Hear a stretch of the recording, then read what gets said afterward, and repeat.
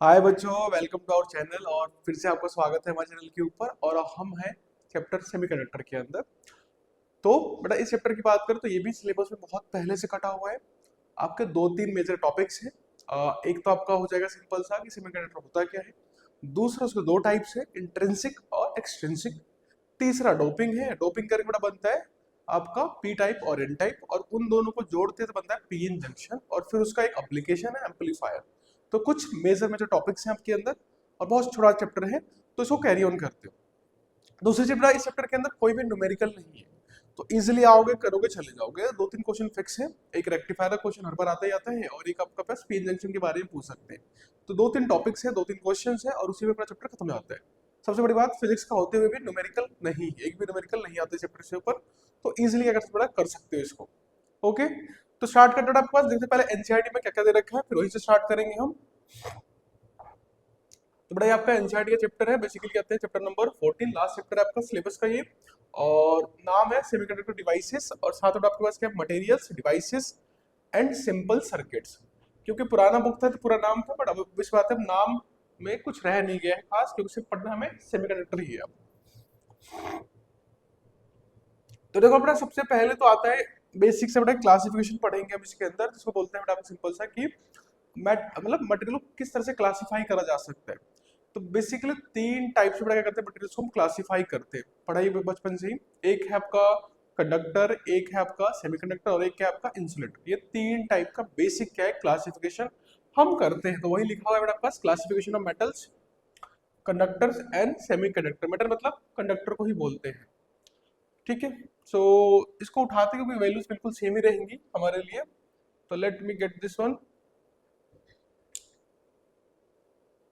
Just a whole second.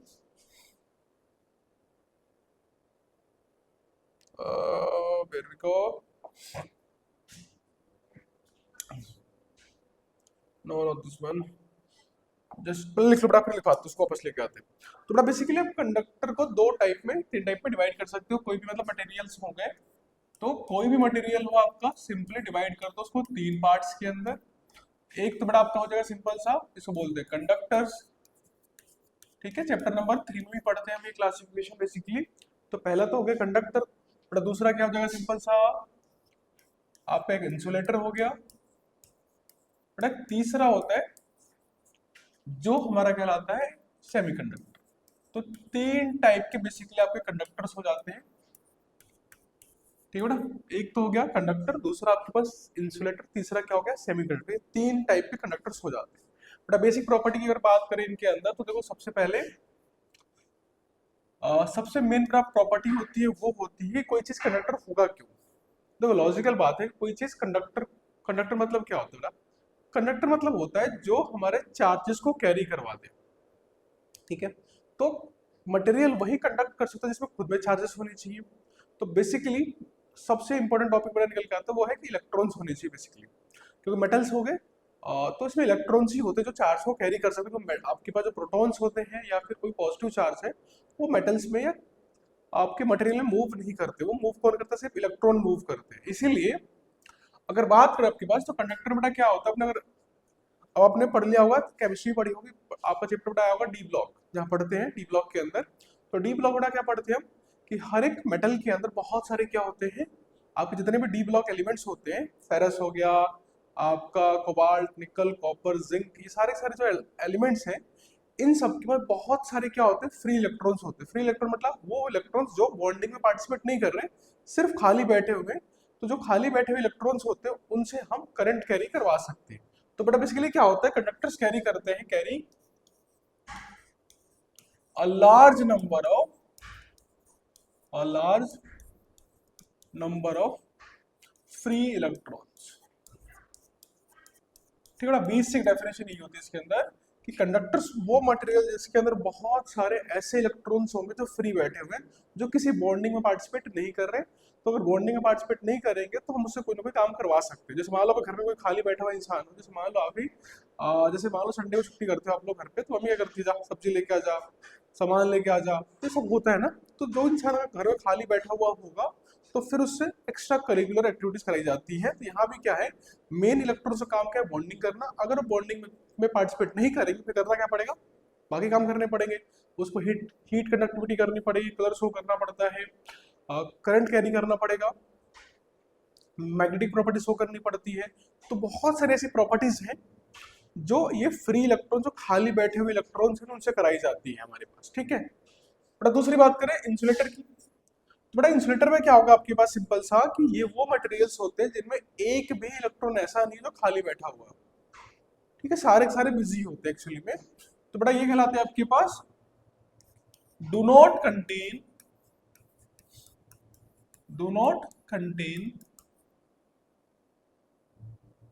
Any free electrons. तो इनके पास एक भी फ्री इलेक्ट्रॉन नहीं होता, ठीक है। ऐसे मटेरियल्स जिनके पास एक भी फ्री इलेक्ट्रॉन्स नहीं होगा, ऐसे लोग हैं, मटेरियल्स हैं, जैसे आपका ऑक्सीजन ले सकते हो, फेरस फ्लोरीन ले लो, ये सारे ऐसे मटेरियल होते हैं इनमें एक भी इलेक्ट्रॉन खाली नहीं बैठा होता, सारे के सारे आपके 8 इलेक्ट्रॉन पूरे करने में चले जाते हैं। बट बेसिकली याद होगा ना कि बेसिक हमारा रूल था 11th के अंदर कि हर एक एटम कोशिश करता है स्टेबल होने के लिए, और स्टेबल होने की कंडीशन क्या होती है कि उसके आउटर सेल में 8 इलेक्ट्रॉन हो जाने चाहिए। तो बड़ा यहाँ पे जो हम कहते हैं ना कि फ्री इलेक्ट्रॉन्स है, तो ये वो इलेक्ट्रॉन्स है जो 8 होने के बाद बच जाते हैं आपके पास, ठीक है, 8 पूरे हो गए उसके बाद बच गए, तो वो एटम को चाहिए ही नहीं, कहता निकलो यहाँ से। अब बेटा फ्लोरीन वगैरह में क्या होता है कि आपके पास एक दो मतलब 7 के आसपास होते हैं, जैसे फ्लोरीन में 7 होते हैं, ऑक्सीजन में 6 होते हैं, तो उनको एक दो बाहर से चाहिए होते हैं, तो अपने 8 पूरे करके बैठ जाते हैं। तो वहां पे ऑक्सीजन और फ्लोरीन अफोर्ड नहीं कर सकता कि एक भी इलेक्ट्रॉन को लूज कर रहे हैं, क्योंकि वो 8 पूरे कर रहे होते हैं, ठीक है। अब अगला क्या है, सेमीकंडक्टर्स। बड़ा सेमीकंडक्टर की बात करें तो वो मटेरियल्स बेटा आते हैं इन दोनों से थोड़ा सा बीच में आते हैं। ये वो मटेरियल्स हैं जिसमें थोड़े बहुत क्या होंगे, आपके फ्री इलेक्ट्रॉन्स होते हैं। तो बेटा कंटेन करते हैं या कैरी करते हैं, carry a very few free electrons, ठीक बेटा। तो ये तो कंटेन करती है भी, बट इनके अंदर क्या होता है, बहुत कम फ्री इलेक्ट्रॉन्स होते हैं। फर्क बस ये है कि इसमें बहुत सारे फ्री इलेक्ट्रॉन्स है, इसमें तो एक भी नहीं है, और इसमें बहुत थोड़े बहुत फ्री इलेक्ट्रॉन्स हो जाते हैं। तो ये बेसिक सा फर्क होता है तीनों के अंदर। तो बड़ा ऑब्वियस बात है कि अगर इलेक्ट्रॉन्स होंगे तो करंट कैरी होगा। तो बड़ा इसमें क्या होगा, नो कंडक्टिविटी। तो कंडक्टिविटी बिल्कुल भी नहीं होती क्योंकि इलेक्ट्रॉन्स है ही नहीं, ठीक है, जीरो इलेक्ट्रॉन जीरो कंडक्टिविटी। बड़ा इसकी बात करें, बड़ा क्या होता है, सिंपल सा गुड कंडक्टर्स होते हैं क्योंकि इनके पास इलेक्ट्रॉन्स हैं, तो अच्छा खासा करंट कैरी कर सकते हैं। बड़ा ये क्या होता है, थोड़े से ये बीच के आते हैं, तो बहुत बुरे होंगे ना बहुत अच्छे भी होंगे, तो ये आप कह सकते हो इंटरमीडिएट कंडक्टर्स कहलाते हैं, इंटरमीडिएट कंडक्टिविटी, ठीक है ना, कि आपका ना तो बहुत अच्छे हैं और ना ही बहुत बुरे हैं, दोनों के बीच में चले आते हैं। तो हमारा अब इम्पोर्टेंट क्या है, इसके बारे में पढ़ना, क्योंकि बेटा देखो हम इसके बारे में पढ़ चुके हैं, इसके बारे में पढ़ चुके हैं, जिसे बोलते हैं डाइलेक्ट्रिक्स, बोलते हैं क्या बोलते हैं, डाइलेक्ट्रिक्स बोलते हैं, हमने पढ़ा था कैपेसिटेंस वाले चैप्टर के अंदर कि आपके जो इंसुलेटर्स होते हैं उसको बेसिकली हम यूज करते हैं डाइलेक्ट्रिक के फॉर्म में कैपेसिटेंस को बढ़ाने के लिए, ठीक है, बेसिक प्रॉपर्टी वो होती है। इसके बारे में आप पढ़ेंगे, इसके बारे में पूरा चैप्टर में पढ़ा नहीं कहीं भी, ये पढ़ चुके ऑलरेडी, चैप्टर नंबर 3 याद हो, करंट इलेक्ट्रिसिटी, जहां पढ़ा था अच्छे से हमने, उसकी कंडक्टिविटी कैसी होती है, ग्राफ्स बना के देखे थे हमने, और पूरी प्रॉपर्टीज देख ली थी सारी की सारी। तो बेटा आते हैं किसके ऊपर, सेमीकंडक्टर्स के ऊपर। बेटा उससे पहले लेकिन बेसिक से बेटा क्या है, हमारे इनसाइड में कुछ वैल्यूज दे रखी है, वो याद रख लो, क्योंकि कभी कभी पूछ जा सकती है एमसीक्यूज वगैरह के अंदर। बेटा ये वैल्यूज है आपकी, let me bring it to the chapter के ऊपर ले आते हैं इसको। तो बेटा ये आपके एनसीईआरटी में कुछ वैल्यूज गिवन है, तो ये थोड़ी बहुत याद कर लोगे तो बुराई कुछ है नहीं इसके अंदर। देखिए बेटा क्या है, तो मेटल्स मतलब बेटा यहाँ पे ध्यान रखना है, हमें बुक में मेटल्स दे रखे हैं। मेटल्स का बड़ा मतलब यहाँ पर ये है कि बेसिकली है क्या, ये कंडक्टर को भी बुलाया जा रहा है, तो यहाँ पे कंडक्टर को बड़ा इन्होंने क्या बुलाया है, मेटल्स बुलाया है, तो कंफ्यूज नहीं होना है, मतलब सेम ही चीज है। कंडक्टर्स को ही क्या बोला गया, यहाँ पे मेटल्स के नाम से बुलाया गया है। बोला क्या गया बस कि they possess very low resistivity और हाई कंडक्टिविटी। लॉजिकल है कि कंडक्टर्स क्योंकि करंट कैरी कर रहे हैं, तो कंडक्टिविटी क्या होगी, हाई होगी, रेजिस्टिविटी क्या होगी, लो होगी। जबकि बेटा उल्टा किसके अंदर आएगा, इंसुलेटर के अंदर, रेजिस्टिविटी क्या होगी, हाई होगी, कंडक्टिविटी क्या होगी, लो होगी। लॉजिकल है। और आपने पढ़ा भी होगा बेसिकली रेजिस्टिविटी को बेटा किससे लिखते हैं, रो सिंबल होता है ना रेजिस्टिविटी। कहां से आता है आपके पास फॉर्मूला आता है ना चैप्टर नंबर 3 में, R is equal to rho L upon A होता है, जहां बेटा ये रेजिस्टिविटी है और ये क्या है, रेजिस्टेंस है।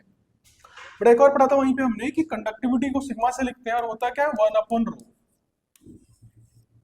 बेसिकली आपका जो रेजिस्टिविटी है बेटा वो क्या होता है, रेसिप्रोकल है किसका, क्या कंडक्टिविटी कह लो उल्टा, ये जो आपकी कंडक्टिविटी है वो रेसिप्रोकल होती है किसकी बेटा, रेजिस्टिविटी की। इसका मतलब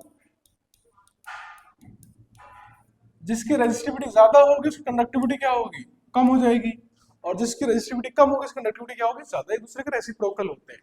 बेटा देखो ध्यान से नंबर्स दे रखे हैं यहाँ पे कि बेसिकली जो रेंज होती है ना कंडक्टर्स की, बेटा देखो वहां पर जो आपका कंडक्टिविटी है ना वो -2 से लेके -8 के बीच में आता है, तो वैल्यू बहुत छोटी होती है। जस्ट इसका रेसिप्रोकल कर दिया होगा तो देखो आपकी रेजिस्टिविटी क्या हो जाएगी, सॉरी रेजिस्टिविटी ऊपर थी, कंडक्टिविटी नीचे आकर आपका 10 की पावर 2 से लेकर 10 की पावर 8 के बीच में।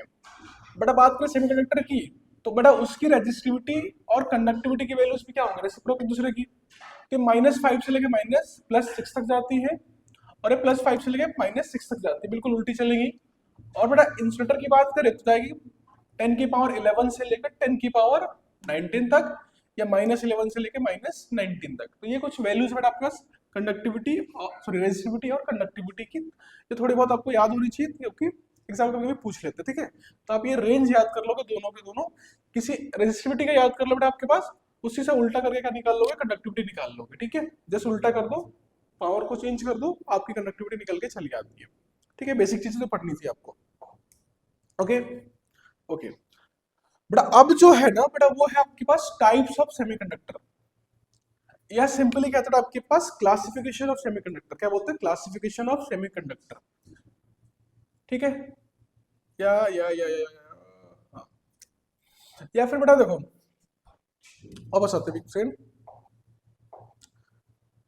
देखो ये जो हमने पढ़ा ना, मटेरियल को डिवाइड किया था किसके ऊपर, कंडक्टर, इंसुलेटर और सेमीकंडक्टर। बेसिकली था कि क्लासिफिकेशन ही था, क्या लिखना बेटा ये भी बेटा क्या था, क्लासिफिकेशन ही था, बट बेस्ड, क्लासिफिकेशन बेटा बेस्ड ऑन इलेक्ट्रॉन्स के ऊपर, ठीक है ना। ये वाला जो क्लासिफिकेशन था ना वो किसके ऊपर बेस्ड था, इलेक्ट्रॉन्स के ऊपर। बेटा क्लासिफिकेशन में अच्छी बात क्या होती है कि इसमें हम जैसे मर्जी क्लासिफाई कर सकते हो। जैसे एग्जांपल बेटा आप किसी स्कूल में पढ़ते हो, वहां पे बच्चे क्या है, स्टूडेंट्स आते हैं, तो स्टूडेंट्स को मुझे क्लासिफाई करना है, डिवाइड करना है, ग्रुप्स में बनाना है, तो बहुत सारे ग्रुप्स बना सकते हैं। देखो पहला ग्रुप बॉयज अलग गर्ल्स अलग, 2 ग्रुप बन गए, सिंपल लॉजिक। दूसरा क्या क्या कर सकते हैं ग्रुप, साइंस के बच्चे अलग, कॉमर्स अलग, आर्ट्स अलग, बन गया ग्रुप। तीसरा क्लास वाइज जैसे बना रखा है ऑलरेडी स्कूल वालों ने, first class, second, third, fourth करते करते 9 10 तक जाते हो आप लोग, वो क्लासिफिकेशन हो सकती है, क्लियर है। तो इस तरीके से बहुत सारी क्लासिफिकेशन करी जा सकती है सेम चीज की। तो स्टूडेंट्स को बोला ना, आप जेंडर के ऊपर, स्ट्रीम के ऊपर और क्लासेस के ऊपर क्या कर सकते हो, क्लासिफाई कर सकते हो, और इसके अलावा बहुत सारे और भी बन सकते हैं उसके अंदर, ठीक है। तो बेटा यहाँ भी इसको 2 टाइप में डिवाइड करते हैं। तो बेटा पहला तो हो गया हमारा क्लासिफिकेशन, जिसको हमने किया किसके ऊपर, इलेक्ट्रॉन्स के हिसाब से। बेटा दूसरा जो क्लासिफिकेशन आता है ना निकल के किसका, मटेरियल्स का, बेटा वो होता है एनर्जी गैप के ऊपर, ठीक बेटा। किसके ऊपर करते हैं, एनर्जी गैप के ऊपर। तो देखिए बेटा, तो क्लासिफिकेशन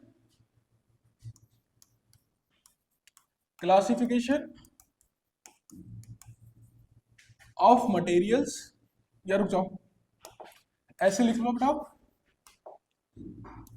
कि जो आपका मटेरियल्स है, बेटा फिर से क्या कर रहे हैं, क्लासिफिकेशन करेंगे, क्या करेंगे, क्लासिफिकेशन करेंगे, classification based on energy gap, या एनर्जी बैंड बोलते हैं इसको, एनर्जी बैंड, बेटा क्या बुलाते हैं, एनर्जी बैंड के हिसाब से, एनर्जी बैंड डायग्राम बोलते हैं इसको। तो वहां से भी आप समझ सकते हो, डायरेक्टली लिख लो। बेटा ये आपका दूसरा क्लासिफिकेशन हो गया हमारे पास एनर्जी बैंड के ऊपर, ठीक है। बेटा पहले समझो बेसिकली वही क्लासिफिकेशन का, एक कंडक्टर होगा, एक सेमीकंडक्टर होगा और एक क्या होगा, इंसुलेटर होगा। तीन ही क्लासिफिकेशन है, बट कंडीशन हमने चेंज कर रखी है। बेटा समझ लो बेटा, बेसिकली हम पढ़ते हैं दो टाइप के एनर्जी बैंड बोलते हैं, ध्यान रखो बेटा। एक को बोलते हैं, पहले तो आपके पास बेटा क्या बोलते हैं, एनर्जी बैंड। बेटा इसको दो टाइप्स होते हैं बेसिकली, एक को बेटा बोलते हैं कंडक्शन बैंड, कंडक्शन बैंड, ठीक है बेटा, सिंपली बोलते हैं बेटा सीबी, ठीक है, कंडक्शन बैंड हो जाएगा तो इसको सीबी। बेटा दूसरा है, इसको हम बोलते हैं वैलेंस बैंड,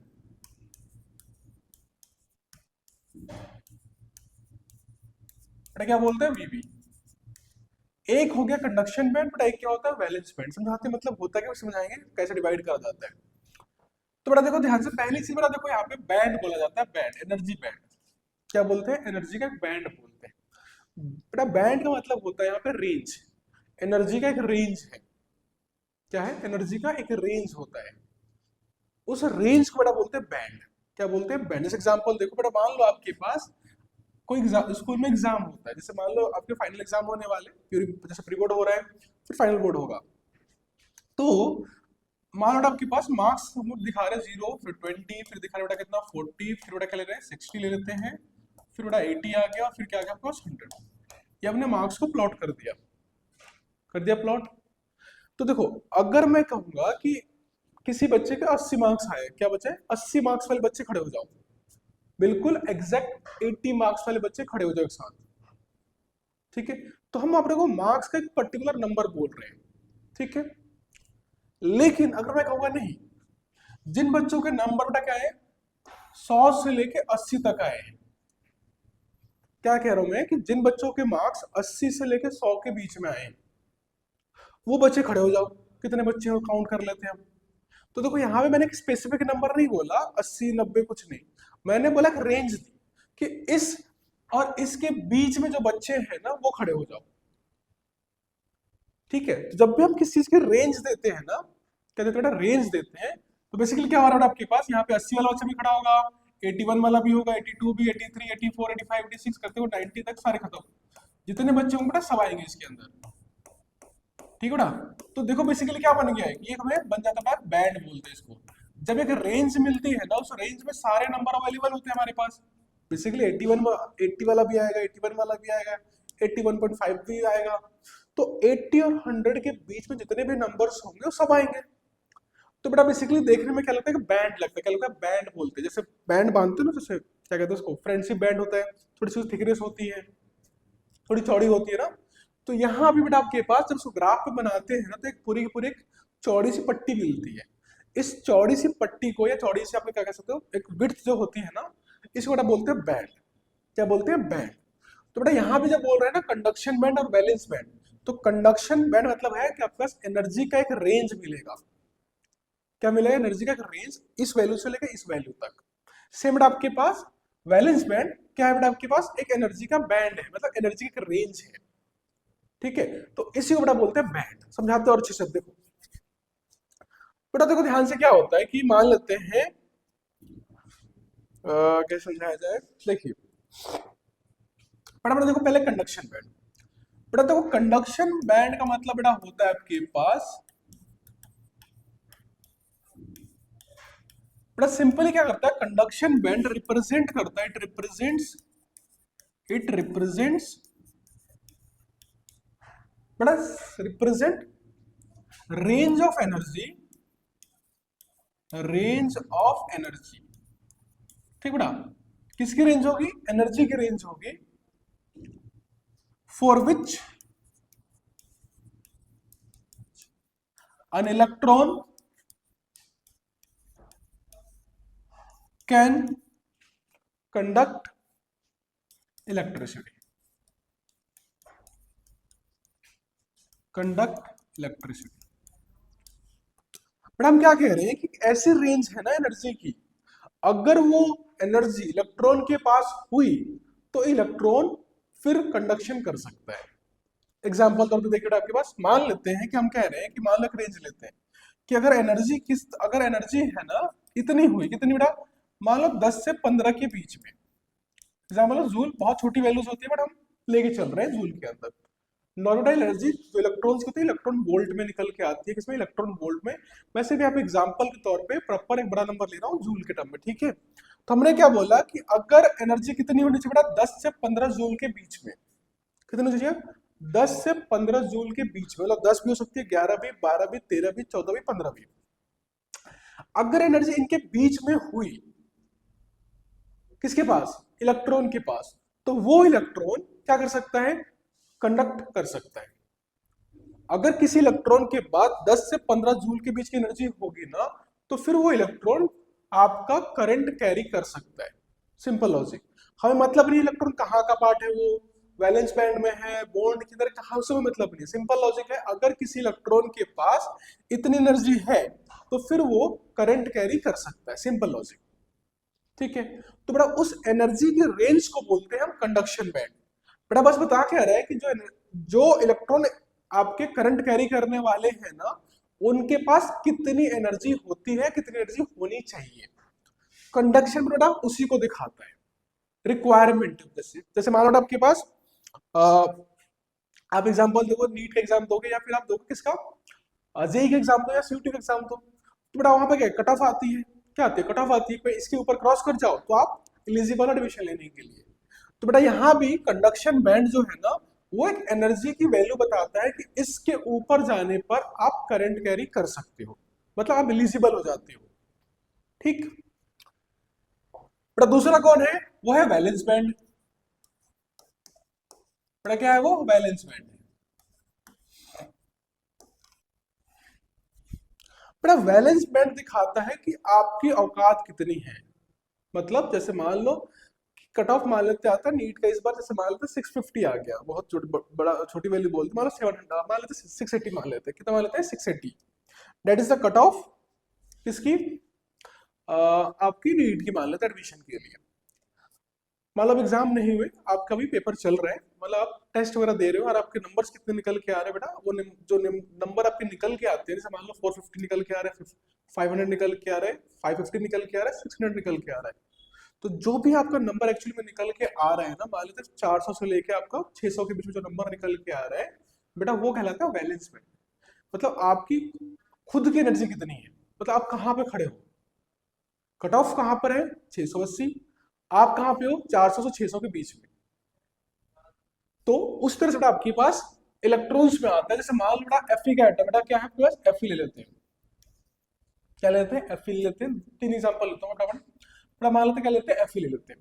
तो बेटा एफई में क्या होता है, देखा होगा आप लोगों ने, 26 इसका एटॉमिक नंबर होता है। नंबरिंग क्या होती है, 1s2 2s2 2p6 3s2 3p6 4s2 और 3d में बेटा होते हैं कितने, 6 के आसपास, ठीक है।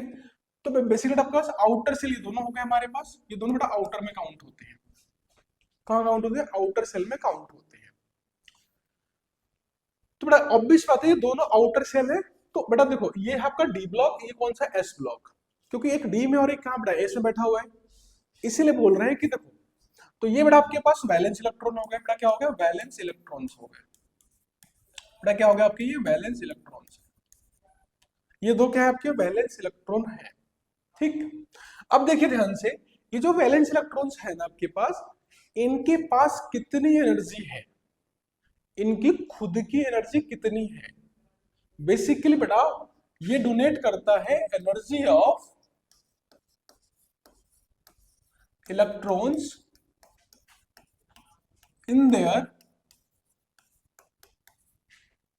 Outer most shell, outermost shell बेटा, जिसको हम बुलाते हैं क्या, बेसिकली वैलेंस सेल बोलते हैं इसी को,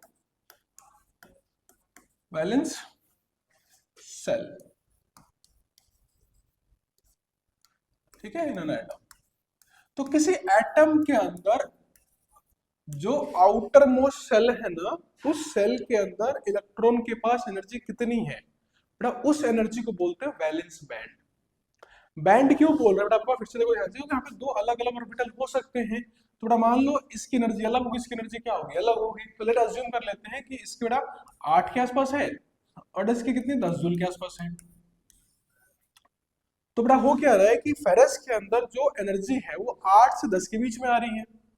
बेटा कितनी आ रही है? 8 से 10 के बीच में आ रही है। तो एक बैंड मिल गया, फिर से एक रेंज मिल गई एनर्जी की कि 8 जूल से 10 जूल के बीच में क्या होगा? फेरस की एनर्जी होगी।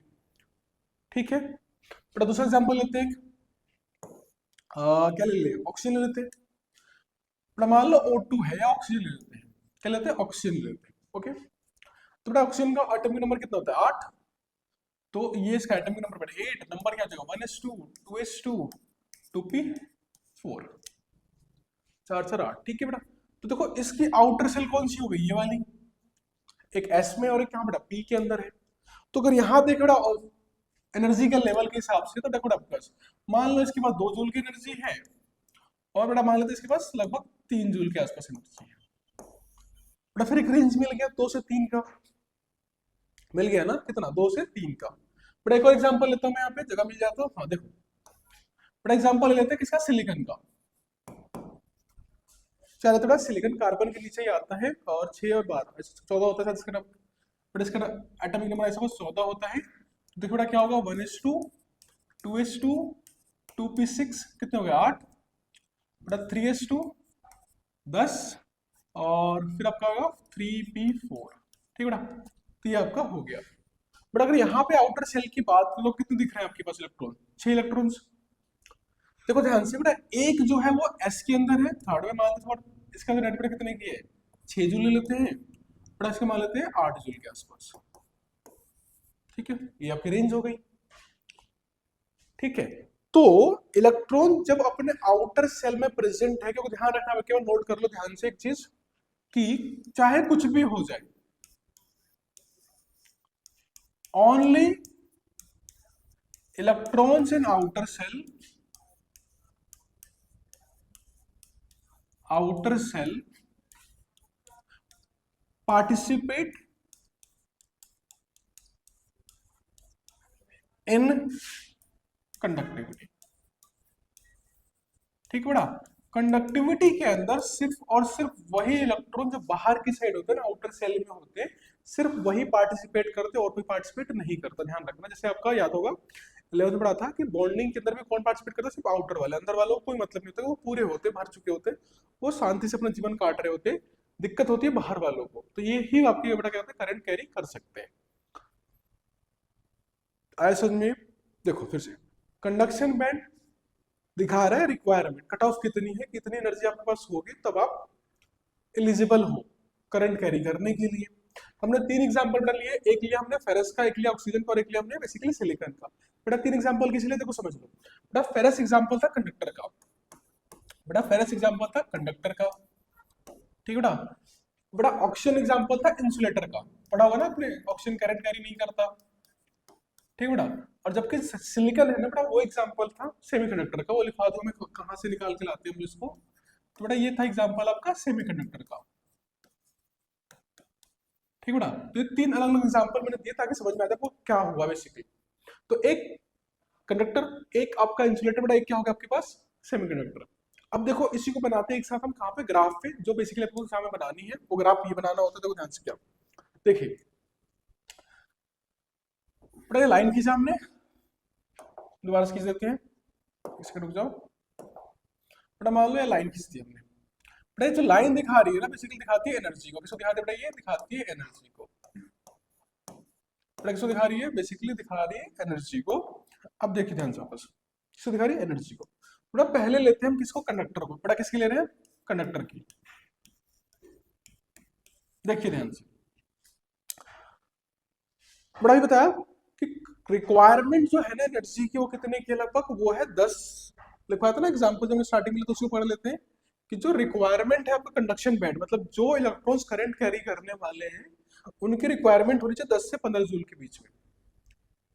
10 से 15 जूल अगर होगा तो करंट कैरी कर सकते हैं। तो देखिए यहाँ पे हम बेटा तीनों में मान लेंगे, तीनों ही कंडीशन में मान के चलते हैं, कंडक्टर में, इंसुलेटर के अंदर, और आपका किसके अंदर बेटा?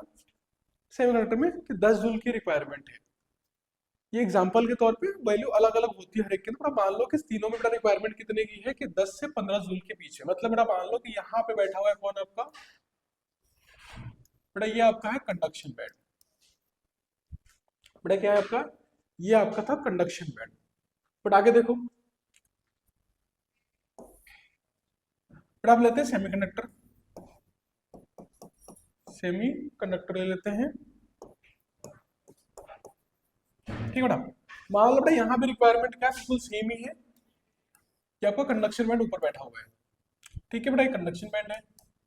सेम ले लेते हैं लास्ट में, कौन सा, इंसुलेटर। बेटा मान लो रिक्वायरमेंट यहाँ भी बिल्कुल क्या है आपका 10 से 15 जूल का ही है conduction band, that is your insulator, ठीक है बेटा। बेसिकली आपको देखो ध्यान से समझ लो, ये एनर्जी को दिखा रहा है बेसिकली, ये 0 जूल है बेटा, कितना जूल है, 2 जूल है, ये 4 है, ये 6 हो गया बेटा, क्या हो गया 8 हो गया, ये 10 हो गया, और ये मान लो 15 के आसपास है अप्रॉक्स वैल्यूज, ठीक है। अप्रॉक्स वैल्यू से फिर से कह रहा हूँ, दिमाग ज्यादा मत लगना क्योंकि ऐसे क्यों बना दिया। तो बेटा ये एनर्जी की रिक्वायरमेंट है, तो बोला कंडक्शन बैंड बेटा कहाँ बैठा है, 10 से 15 के बीच में, दिख रहा है 10 से 15, 10 से 15, 10 से 15, ये आपका कंडक्शन बैंड की एनर्जी है। अब ध्यान से देखिए क्या हो रहा है, बड़ा पिछले जो एग्जांपल लिया था देखो ध्यान से, वहां पे क्या था कि जो मेटल्स होते हैं जैसे फेरस है, इसका जो आउटर सेल है, जो इसका आउटर सेल है वो ऑलरेडी कंटेन कितना करता है, 8 से 10 जूल की एनर्जी। इसका मतलब अगर मैं दिखाऊंगा इसका बैलेंस बैंड, तो बेटा वो कहाँ बनने वाला है, वो बनने वाला है मेरा यहाँ पर, बेटा वो कहाँ बनने वाला है मेरा, यहाँ पे बनेगा, ये आया, मान लो ये आया, बेटा बना आपका बैलेंस बैंड, देख रहे हैं। तो वो कह रहा है कि रिक्वायरमेंट कितनी 10 से 15 की, और मेटल में ऑलरेडी क्या होते हैं उतनी एनर्जी 8 से 10 होती है, तो देखो ऑलरेडी एनर्जी है, दोनों मैच कर रहे आपस में, दोनों की एनर्जी क्या होगी, बिल्कुल सेम हो जाती है। यहाँ आते बेटा इंसुलेटर के अंदर, तो बेटा याद होगा इंसुलेटर का एग्जांपल लिया था हमने, कौन सा, ऑक्सीजन लिया था, उसकी एनर्जी कितनी 2 से 3 जूल की थी। तो बेटा यहाँ पे क्या हो रहा है कि एनर्जी लगभग 2 से 3 के बीच में लाई कर, तो यहाँ कहीं पे एनर्जी इसकी लाई कर रही है, कौन सा बेटा, बैलेंस बैंड इसका। तो इसका बैलेंस बैंड देखो यहाँ पड़ा हुआ है। तीसरा एग्जांपल हमने लिया था बेटा किसका, सेमीकंडक्टर का, तो देखो यहाँ बैठा हुआ है बेटा, इसकी एनर्जी थी 6 से 8 के बीच में, बना देते हैं, तो बेटा लगभग ये जाएगा कहाँ पे, 6 से 8 के बीच में है, यहाँ कहीं पे बैठा हुआ है बेटा, ये हो गया बैलेंस बैंड इसका। तो बेटा कंडक्टर कुछ ऐसा बनता है, सेमीकंडक्टर ऐसा बनता है, और आपका इंसुलेटर का गैप ऐसा बनता है। अब ध्यान से देखिए क्या बोला कि अगर किसी इलेक्ट्रॉन को करंट कैरी करना है तो उसकी एनर्जी कंडक्शन बैंड के बराबर होनी चाहिए। तो देखो ध्यान से, ये ऑलरेडी देखो मैच कर रहा है, तो यहाँ पर कंडक्शन बैंड और वैलेंस बैंड के बीच में जो गैप है ना, उसको बड़ा बोलते हैं इजी, बोलते हैं एनर्जी गैप। क्या बोलते हैं, एनर्जी गैप। ये कितना है, 0 है। बड़ा एनर्जी गैप क्या होता है, एनर्जी गैप बोलते हैं बेटा इसको कि दोनों के बीच का गैप, ठीक है बेटा। डिफरेंस बिटवीन, लिख लो यहाँ पे, difference between energy of valence band and conduction band, valence band and conduction band,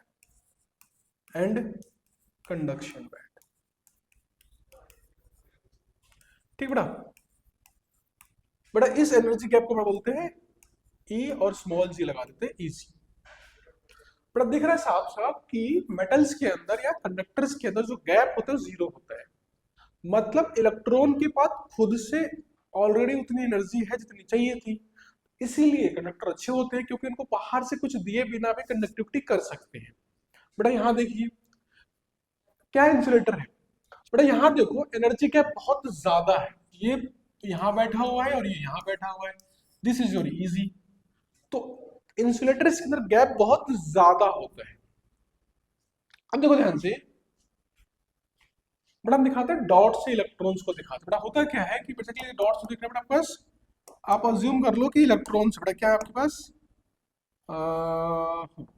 मान लो सारे सारे इलेक्ट्रॉन्स है, क्या है बेटा, इलेक्ट्रॉन्स है। तो ध्यान दो आपके पास, इसमें सारे इलेक्ट्रॉन कहाँ बैठे होंगे, वैलेंस बैंड पे, ठीक है। तो एक सेकंड इसको लगा लें दो। तो बेटा सारे इलेक्ट्रॉन कहाँ बैठे हुए हैं, वैलेंस बैंड पे। कंडक्शन बैंड में एक भी इलेक्ट्रॉन है नहीं है, और कोई जा सकता है वहां तक, नहीं जा सकता, तो गैप बहुत ज्यादा है। बेटा गैप क्या होता है, बहुत ज्यादा गैप है, तो इसको फिल नहीं कर सकते। बेटा यहाँ पे क्या होगा कि इलेक्ट्रॉन्स लगभग सेम ऊपर भी होंगे अच्छी खासी क्वांटिटी के अंदर, और सेम बेटा कहाँ पे होंगे, नीचे भी होंगे, क्योंकि एनर्जी तो था ही नहीं, दोनों में गैप ही नहीं कुछ, तो दोनों बराबर पहुंचे हुए। तो देखो ध्यान से, इसमें देखो गैप यहां पर भी है, बट गैप बहुत छोटा गैप है बेटा, क्या गैप बहुत छोटा है। तो इसमें बेटा क्या होता है कि देखो इलेक्ट्रॉन तो पहले इनिशियली सारे कहाँ पे होंगे, गैप तभी भी है यहाँ पे, वो यहाँ पे होते हैं, क्या होते हैं, नीचे ही गैप होते हैं। पर ध्यान तो होता क्या है कि जब, क्योंकि ऑब्वियस बात है आपके पास कि हम कहाँ रहते हैं, अर्थ पे रह रहे हैं, अर्थ पे टेम्परेचर लगभग आपके पास 300 केल्विन के आसपास चलता है, मतलब 25 डिग्री 30 डिग्री 40 डिग्री चलता है, तो मतलब 300 के आसपास चलता है। और इस टेम्परेचर के ऊपर बेटा क्या होता है, आपके पास जो सन की लाइट आती है ना, वो एनर्जी लेके आती है, जिससे हमारे कपड़े सूख जाते हैं, आपका रोड सूख जाता है, आपके नदियां सूख जाती हैं, आजकल पोन्ड सूख जा रहे हैं। तो बेटा होगा क्या कि जब टेम्परेचर पड़ता है ना इनके ऊपर, बेटा क्या पड़ेगा, टेम्परेचर। तो बेटा टेम्परेचर जो होगा ना, ये कैरी करता है क्या, एनर्जी। क्या कैरी करेगा, एनर्जी। और जो नॉर्मल सनलाइट होती है ना, उसमें इतनी एनर्जी होती है कि वो इस गैप को फुलफिल कर सकता है। तो बेटा होगा क्या, कुछ इलेक्ट्रॉन यहां से जंप करके यहां पहुंच जाते हैं, तो बहुत सारे बेटा इलेक्ट्रॉन क्या होंगे, वैलेंस बैंड को छोड़ेंगे और कहाँ निकल जाएंगे, आगे निकल जाएंगे। बट आप एग्जांपल ऐसे मान लो कि आपकी जो खुद की जो क्षमता थी ना, मान लो बोला था 680 का कट ऑफ था, और आपने लगभग एग्जाम में पढ़ गए हो 620 तक, 25 से मान लो 650 तक तो अपने खुद से मार्क्स ला सकते हो, आपको लग रहा है कि मैं 650 तक बिल्कुल सही कर दिए, तो एक आध क्वेश्चन आगे पीछे वाले से पूछ सकते हो, दो चार क्वेश्चन। तो अगर आगे से का टीचर बता दे, आपकी हेल्प कर दे, कुछ आगे पीछे वाले बता दे, तो आप आराम से क्या कर लोगे, 650 से 680 का क्रॉस करके चले जाओगे, अगर हेल्प हेल्प मिल जाए तो। बड़ा इससे एग्जांपल ले लो, ये बैठा हुआ है 300 मार्क्स के ऊपर, इसे खुद की जो औकात है वो 300 मार्क्स की है, अगर इसे सामने वाले से पूछ भी ले तो क्या यहां तक पहुंच सकता है, नहीं पहुंच सकता, क्योंकि गैप बहुत ज्यादा है, जिस कट ऑफ पे पहुंचना और जहां पे खुद की इसकी औकात है बहुत ज्यादा गैप है। तो अगर बाहर से कोई हेल्प भी कर दे, एक क्वेश्चन बता भी दे, दो तीन क्वेश्चन बता दे, तब भी इस गैप को फुलफिल नहीं कर सकता, तो ये कभी भी यहां से निकल के यहां तक जा ही नहीं सकता, भले कितना टेम्परेचर इसको लाके दिए तो। बट इसमें गैप बहुत कम है, तो एक दो किसी ने हेल्प कर दी तो यहां से निकल के वहां चले जाएंगे, जैसे वहां चले गए आपके इलेक्ट्रॉन बेटा मिल गए हमारे पास, अब ये करंट करना चालू कर देता है। आगे समझ में, तो बेटा इसी को बोलते हैं एनर्जी बैंड, जो एनर्जी के टर्म में समझाती है हमें कि कंडक्टर क्यों कंडक्टिविटी अच्छी करता है, ये थोड़ी बहुत क्यों करता है और बिल्कुल क्यों नहीं करता, ये वो बेटा फर्क आता है, बेसिकली एनर्जी का फर्क निकल के चला आता है। ओके, तो बेटा एग्जाम में आपको यही डायग्राम बना देना है, इसे बेटा बोलते हैं एनर्जी बैंड डायग्राम, तीनों के लिए, ठीक है बेटा, एनर्जी बैंड डायग्राम। ओके, ये बेसिक सा बड़ा लॉजिक होता है एनर्जी बैंड डायग्राम के अंदर। अब ध्यान रखो, क्योंकि मैंने जो वैल्यूज बड़ा यहाँ पे ली थी ना, ये वाली वेरिटीज, बड़ा ये वाली 10 जूल 15 जूल, ये मैं मिटाऊंगा, क्योंकि बड़ा एग्जाम में आपको ये वैल्यू नहीं बनानी, क्योंकि ये मैंने खुद से मन से बनाई वैल्यू समझाने के लिए, ठीक है, ये एक मन से बनाई हुई वैल्यूज थी मेरी सारी की सारी, तो बड़ा ये आपको एग्जाम में नहीं लिखना, आप सिर्फ डायग्राम बना दोगे एनर्जी और इसे लिख दोगे एरो करके, आपको दिखाना नहीं है कि कितनी एनर्जी चाहिए। और रियलिटी में इलेक्ट्रॉन्स में जो गैप्स होते हैं ना, वो एनर्जी इलेक्ट्रॉन वोल्ट में होती है, तो बेसिकली आपको -16 -19 के फॉर्म में होती है। तो बेटा देखा क्या गया है बेसिकली कि जो गैप होता है ना इसके अंदर, इसमें सेमी कंडक्टर के अंदर, वो गैप बेटा क्या होता है, लगभग बड़ा होता है 3 इलेक्ट्रॉन वोल्ट से ज्यादा का, ठीक है, 3 इलेक्ट्रॉन वोल्ट से ज्यादा गैप होता है, उतनी एनर्जी सनलाइट में नहीं होती कि उसको हेल्प कर सके।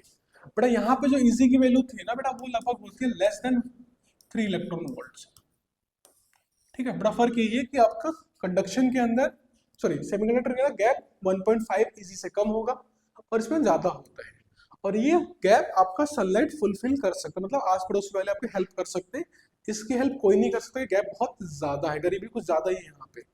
और यहाँ पर मैं खुद ही सुपर रिच इंसान एक तरह से कह सकते हो कि इसको किसी की हेल्प चाहिए नहीं चाहिए, ये कहता है कि मैं तो एग्जाम अकेला करके आऊंगा, ये वो बच्चे होते हैं जो 720 में 720 मार्क्स लेकर आते हैं, तो वो वाले हैं, इनको किसी की हेल्प की रिक्वायरमेंट नहीं होती, चाहिए होता है कि हमें शांति से पेपर करने, तो हम खुद ब खुद मार्क्स लेके आ जाएंगे, ठीक बेटा।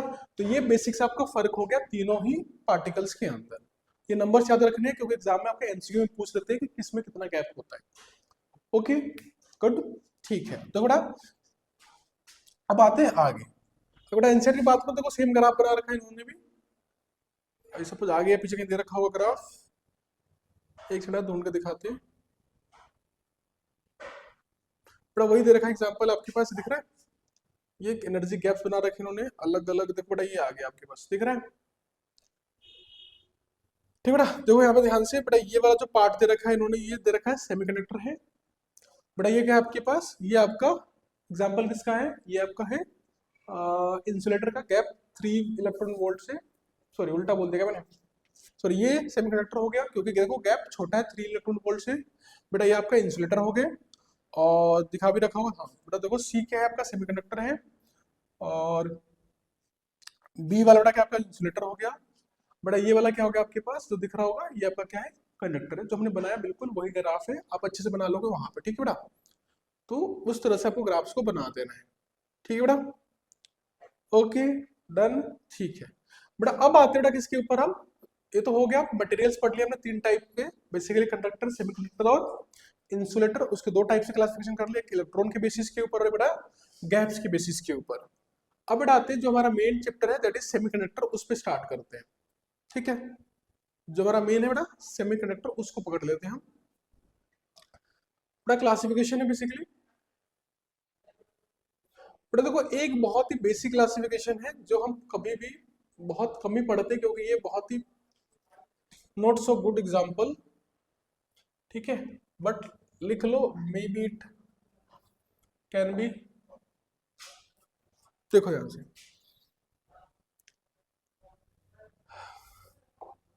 बेटा, अब आते हैं सिंपली, हम पढ़ें किसके बारे में, जो पढ़ रहे थे पढ़ना है हमें सेमीकंडक्टर्स के बारे में। तो बेटा सेमीकंडक्टर को भी 2 टाइप से क्लासिफाई करा जाता है, एक है प्योरिटी के बेसिस के ऊपर बेटा, और एक होता है आपके पास सोर्स के बेसिस के ऊपर। तो बेटा देखो पहला है सेमीकंडक्टर का 2 टाइप्स, सेमीकंडक्टर्स। बेटा देखो पहली क्लासिफिकेशन है, ये बहुत कम एग्जाम में कभी आया नहीं आज तक, बट बुक में दे रखा है तो पढ़ लो थोड़ा सा for general knowledge side.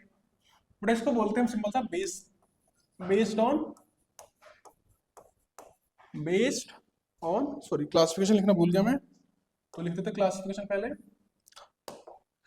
Classification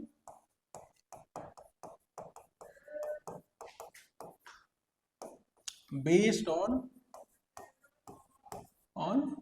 source, ठीक है? सोर्स के बेस पे क्लासिफिकेशन बेटा आपको 2 टाइप में डिवाइड करते हैं बेटा। पहले वाले को बोलते हैं हम एलिमेंटल सेमीकंडक्टर। क्या बोलते हैं आपका, एलिमेंटल सेमीकंडक्टर।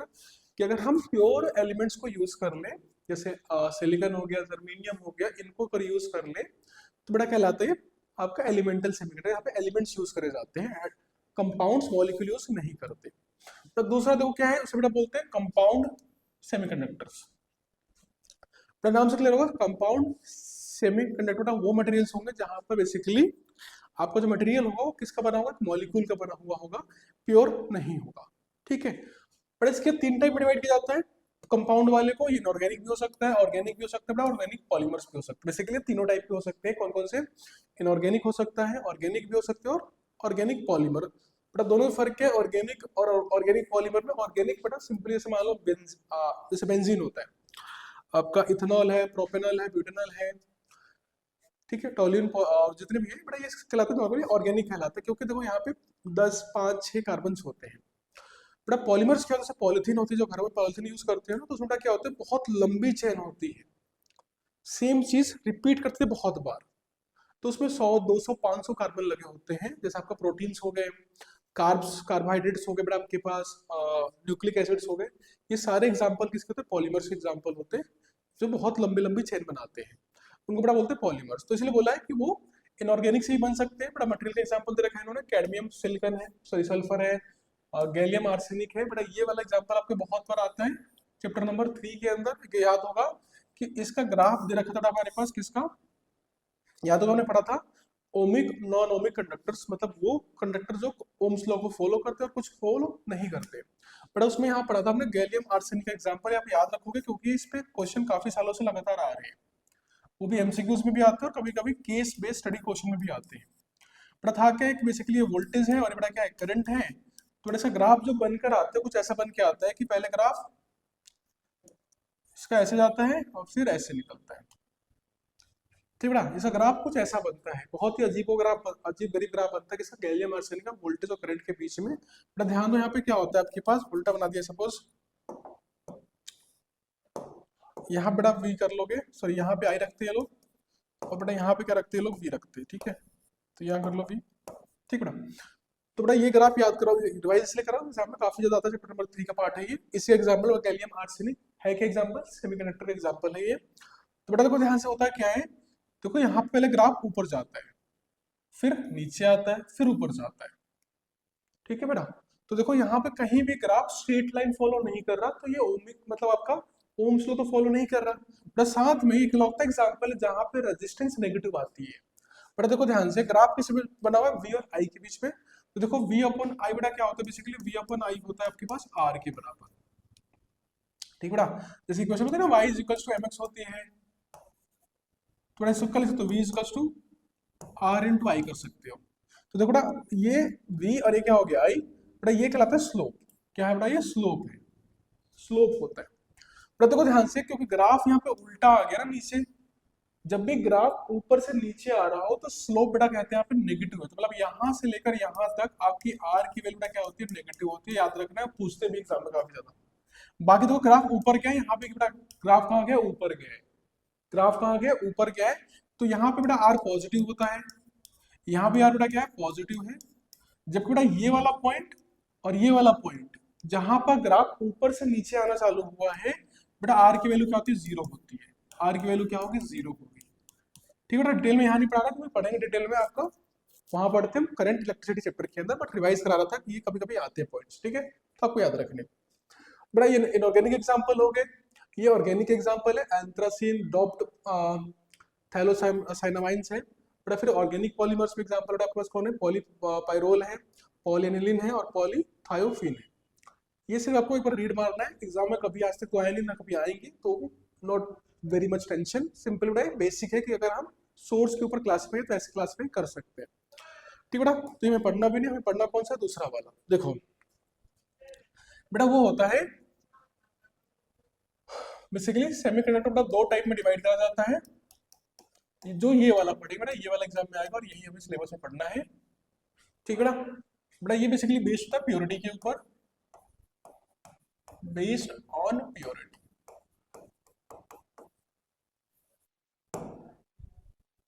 इतना बेटा थोड़ा सा बोल हो गया आपने कुछ, प्योरिटी, ठीक बेटा, क्लासिफिकेशन बेस्ड ऑन प्योरिटी। बेटा बेसिकली करते हैं क्या है, इसको दो टाइप में डिवाइड करते हैं। एक बेटा कहलाता है इंट्रिंसिक, इंट्रिंसिक सेमीकंडक्टर, ठीक बेटा। और दूसरे वाले को बेटा बोल देते हैं एक्सट्रिंसिक सेमीकंडक्टर, ठीक बेटा। एक हो गया इंट्रिंसिक और एक क्या हो गया, एक्सट्रिंसिक सेमीकंडक्टर कहलाएगा। प्लस की बात करें तो देखो डेफिनेशन बहुत सिंपल लिख लेते हैं यहीं पे, और कुछ ज्यादा डेफिनेशन पे लिखनी भी नहीं है अपने, बाद में भी डिटेल में पढ़ेंगे। पहले से बेटा, बेटा इंट्रिंसिक में क्या होता है, simply pure semiconductors, pure semiconductors are called intrinsic semiconductor. ऐसे सेमीकंडक्टर जो क्या होते हैं, प्योर होते हैं, बिल्कुल क्या होंगे बेटा, प्योर होंगे। मतलब एक सिंगल मटेरियल के बने होंगे, एक सिंगल मटेरियल का एलिमेंट का बना हुआ होगा। एग्जांपल बेटा इसके ले सकते हैं हम सिंपल सा, कि आपका सिलिकॉन का हो गया, जर्मेनियम हो सकता है, ठीक है। ये वाले एग्जांपल आपके आते हैं इसके अंदर, ठीक है, जो बिल्कुल प्योर सेमीकंडक्टर होंगे। जो पीछे हमने एलिमेंटल वाला पढ़ा था ना बेटा, उसी को यहाँ पे आप बोलते हैं क्या, प्योर सेमीकंडक्टर बोलते हैं, उसका नाम है इंट्रिंसिक। बेटा देखो एक्सटेंसिंग क्या हो जाएगा, नाम से क्लियर हो गया कि ये बेटा कहलाता है impure semiconductors, impure semiconductors made up of more than one material, ठीक है। तो एक से ज्यादा मटेरियल का कोई चीज बना हुआ है ना, और वो उसकी जो कंडक्टिविटी आ रही है सेमीकंडक्टर के रेंज में आ रही है, तो कहलाएगा वो एक्सट्रिंसिक सेमीकंडक्टर कहलाता है, ठीक है। एज एग्जाम्पल बहुत सारे हो सकते हैं, ठीक है। जैसे एग्जाम्पल लो, जर्मेनियम हो सकता है, इंडियम हो सकता है, सॉरी इंडियम ले लो, हाँ जर्मेनियम इंडियम हो सकता है, सिलिकन गैलियम हो सकता है, ठीक है। इस तरह बहुत सारे एग्जांपल हम पढ़ेंगे अभी। तो ये कुछ एग्जांपल्स हैं, और बेसिक डेफिनेशन आपको याद रखना है, जो प्योर वाला होगा उसको बोलेंगे इंट्रिंसिक, और जो इम्प्योर हो गया उसको बोलेंगे एक्सट्रिंसिक सेमीकंडक्टर। ये दो टाइप्स में डिवाइड कर लेते हैं, ठीक है। अब पढ़ते हैं इनके बारे में, पहले स्टार्ट करेंगे बड़ा इसको, फिर पढ़ेंगे इसके बारे में, और फिर पीएन जंक्शन के बारे में, ठीक है। तो देखिए, तो will start with intrinsic semi conductor, ठीक बेटा। ऑलरेडी डेफिनेशन देख लिया कि बुलाते हैं किसको, प्योर सेमी कंडक्टर्स को बेटा बोलते हैं इंट्रिंसिक सेमीकंडक्टर के नाम से बुलाते हैं। बड़ा ध्यान दो, होता है क्या इसके अंदर कि बड़ा मोस्टली जो होते हैं ना, ये बिलोंग करते हैं, mostly belong to group 14 elements, ठीक बेटा। तो ज्यादातर बेटा क्या होते हैं, ग्रुप 14 एलिमेंट से बिलोंग करते हैं। किससे, ग्रुप 14 के एलिमेंट से। और बेटा बात करें ग्रुप 14 की, तो कौन कौन से एलिमेंट्स आ जाएंगे बेसिकली कॉमनली। बेटा देखो, ग्रुप 14 के अंदर का याद होगा, कार्बन फैमिली बोलते हैं बेटा बेसिकली इसको। तो कार्बन होगा, सिलिकॉन होगा, जर्मेनियम होगा, और बाकी सारे एलिमेंट्स होते हैं। तो आपको बड़ा ध्यान रखना है, सिर्फ दो एलिमेंट्स का ध्यान रखो, इन दोनों का। किसका, सिलिकॉन का और जर्मेनियम का। कार्बन को बहुत साइज में छोटा होता है, तो ये मोस्टली बिहेव करता है इंसुलेटर के फॉर्म में, ठीक है। तो इसको काउंट नहीं करेंगे, बिहेव करता है ऐसे इंसुलेटर के फॉर्म में,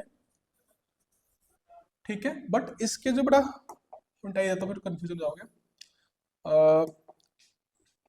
इसके अलग अलग एलोट्रॉप्स होते हैं, जैसे ग्रेफाइट हो गया, ठीक है। तो वो कंडक्टिविटी कर सकता है, बट डायमंड होता है कंडक्टिविटी नहीं करता, डिपेंडिंग कि किस तरह से अरेंजमेंट है उसकी। बट मोस्टली आप अगर मान लो सिंगल कार्बन है, तो वो एज ए इंसुलेटर बिहेव करता है, जैसे CO2 बना रहा है तो इंसुलेटर होगा, ठीक है। अब ध्यान रखो इसको कि साइज थोड़ा सा बड़ा होना चाहिए, साइज बहुत छोटा होगा तो वो बिहेव करता है एज इंसुलेटर के रूप में। तो साइज थोड़ा बड़ा होना चाहिए, तो नीचे वाले बिहेव करते हैं। तो बेटा ये दोनों क्या बिहेव करेंगे एज ए आपका सेमी कंडक्टर के रूप में। कौन सा, इंट्रिंसिक। देखो काम कैसे करते हैं समझ लो। बेटा इसको बोलते हैं वर्किंग। देखिए बेटा, इसका सबसे बड़ा इंपॉर्टेंट काम क्या है, वर्किंग ही है इसका। क्या कहते हैं, वर्किंग कैसा होता है। बेटा वर्किंग से पहले समझ लो बेसिकली एक छोटी चीज, बेटा वो है कि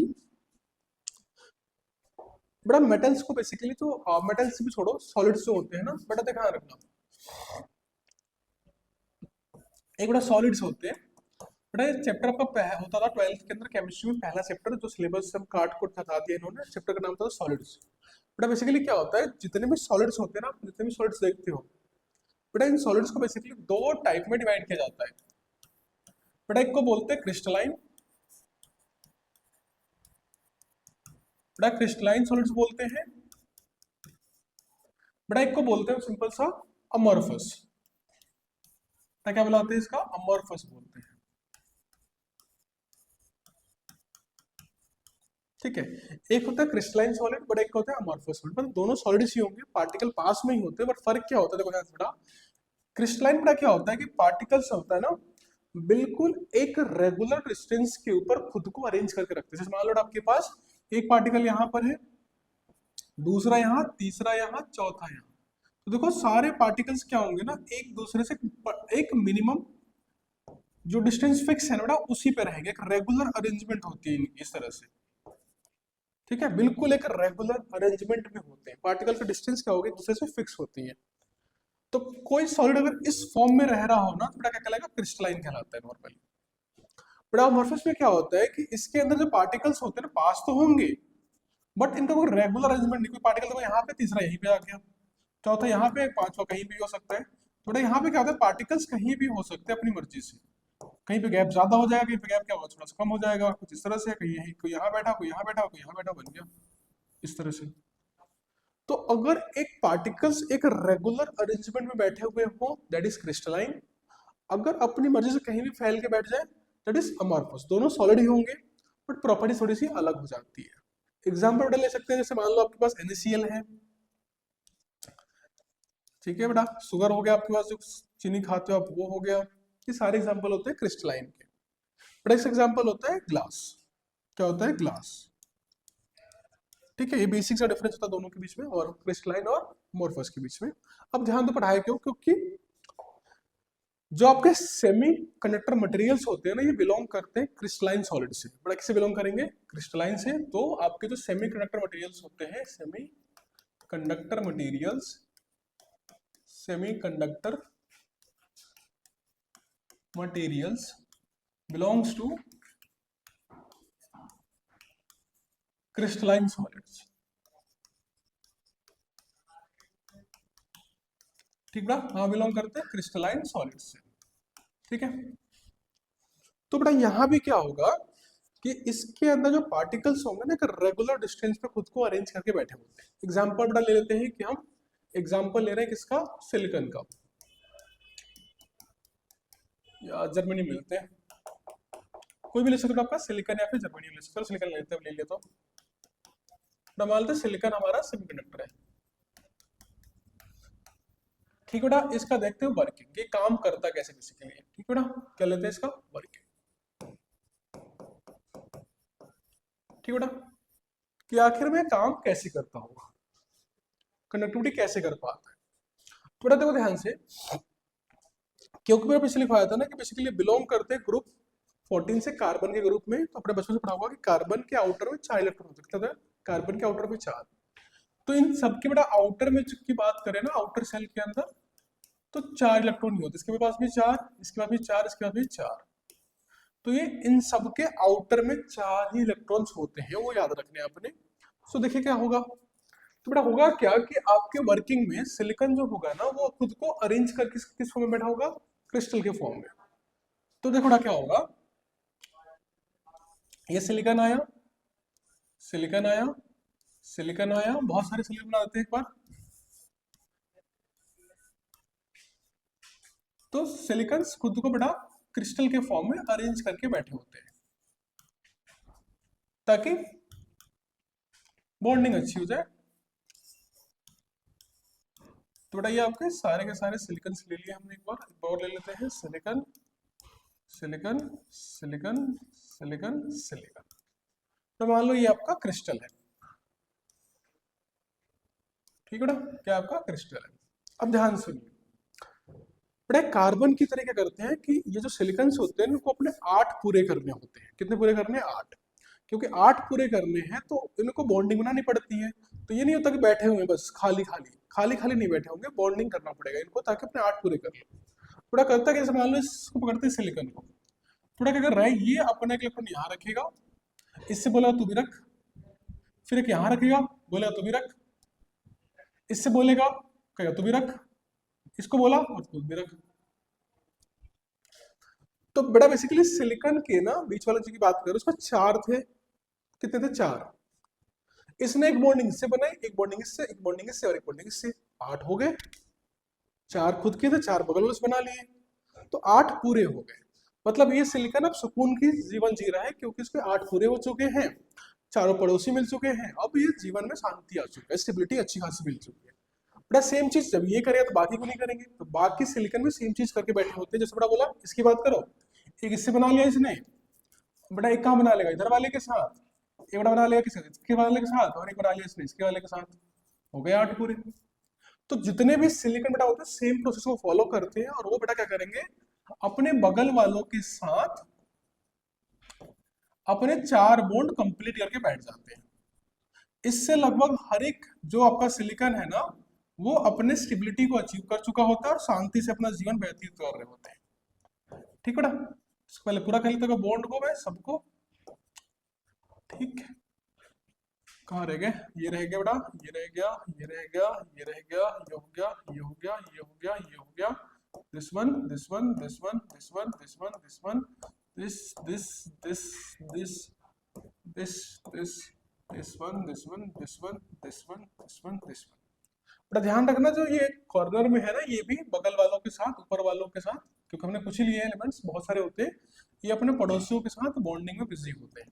ठीक है, सबके सब अपने 8 पूरे करके खुश होकर बैठे होते कि चलो फाइनली हमें जीवन में सुकून प्राप्त हुआ, शांति मिल गई। ठीक है, तो कुछ ऐसा हो रहा होता है।